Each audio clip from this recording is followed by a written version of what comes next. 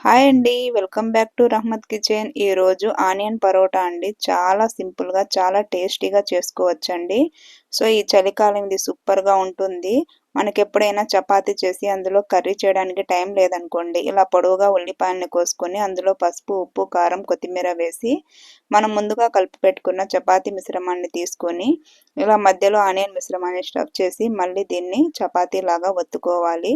So, దీన్ని మనం నెయ్యి కానీ, నూనె కానీ రాసుకొని 2 వైపులా గనక కాల్చుకుంటే సో, చాలా టేస్టీగా, చాలా యమ్మీగా ఉంటుందండి ఇది. మీకు ఉదయం పూట లేట్‌గా లేచినా గానీ, మనకు బాక్సులు కట్టడానికి గూడా ఇది చాలా బావుంటుంది. సో, చాలా ఈ సీజన్‌కి ఈ ఆనియన్ పరోటా అనేది సూపర్ అని చెప్పొచ్చు. కావాలంటే ఒకసారి తప్పకుండా ట్రై చేయండి. సో, ఈ ఆనియన్ పరోటా తిన్న తర్వాత ఒక మంచి కాఫీ తాగితే సూపర్‌గా ఉంటుందనమాట. ఓకేనండి. లైక్ చేయండి, సబ్స్క్రైబ్ చేయండి. బాయ్.